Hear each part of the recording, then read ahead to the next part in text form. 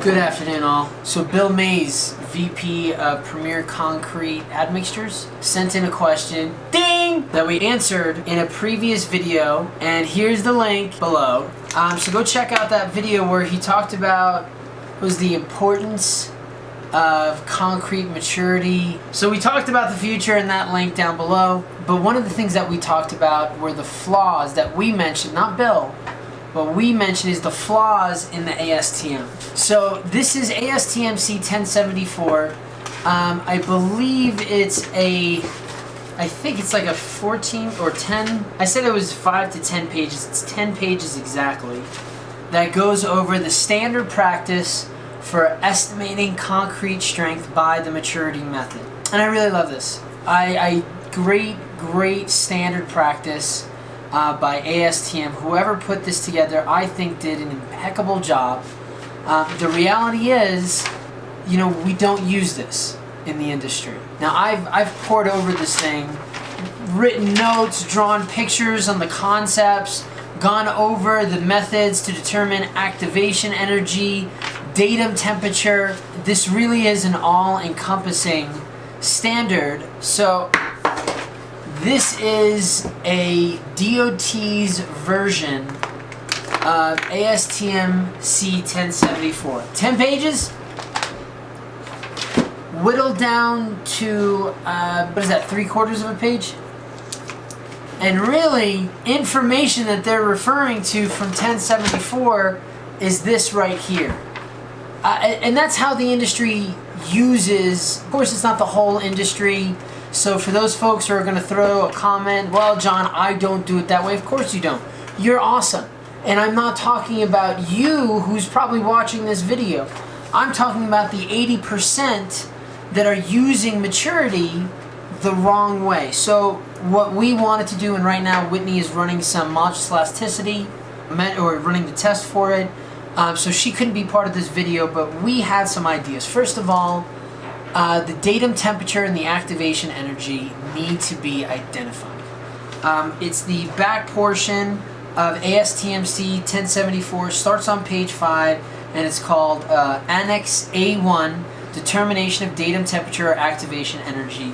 And it is a set of tests. It's 3 mixes, or the same mix done at 3 different temperatures, and you're doing 32, I believe it's 32 sample sets, starting from the final time is set all the way going out to, I believe it's 28 days, and you're truncating it from there to determine either the temperature or the minimum temperature needed for hydration, and that's the datum temperature, or the activation energy, the kilojoules per mole, which is the minimum energy needed for cement hydration to occur.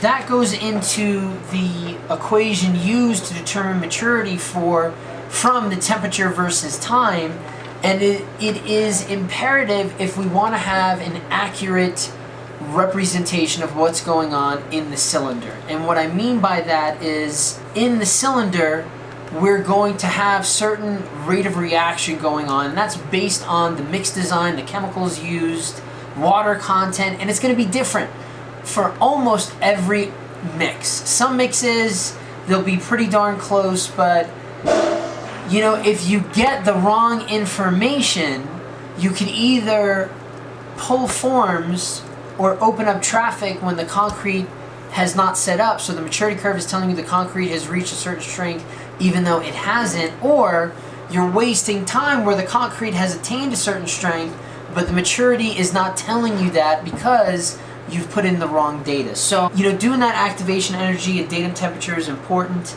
as well as for maturity curve in the lab for something to compare it to in the field. That being said, one of the methods that is described in the ASTM C1074 to verify the maturity method is a CIP, a cast in place sample, where you're actually have a piece of the formwork that is going to take some concrete, and then you can pull that formwork out, so you're not really coring it, but you're getting a 4x8 or something to that effect sample of the concrete that's cured in the slab. Another method of doing that is using a maturity box, something that's either controlled with a temperature regulator that matches up what's going on in the concrete, or something that's just insulated where if you put enough samples in there, it will mimic to a certain degree what's going on in your vertical structure or your slab. And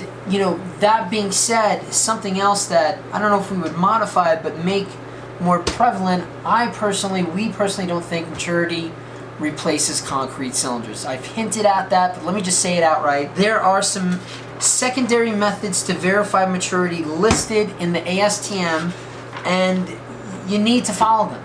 Yeah, I mean, following the ASTM, it's a standard for a reason, and I love, if I haven't said it enough, love this standard. The thing that we would change is using that maturity box where now you have a sensor not only in the concrete structure, the slab or the column, but you also have sensors in the cylinders that you're going to run that are sitting next to the slab under a curing blanket, as well as a sensor in your maturity box that has somewhere between 36 and 72 samples in it, and really mimicking that mass or heat of hydration in that container. Doing maturity curves based off of that will give you a more rounded concept, but all of that gets compared back to what was created in the lab. And again, a lot of people don't appreciate what that information is, and the maturity curve or the temperature curve that you create in the lab is what that concrete will do in that standard perfect world environment that's prescribed in the ASTMs. I guess something else that we would change is if there is time, maturity or the maturity curve is based on the mix design. What we have found is there are some times that the mix design is changed unbeknownst to the ready mix provider, or known to the ready mix provider, by the addition of water by the contractor.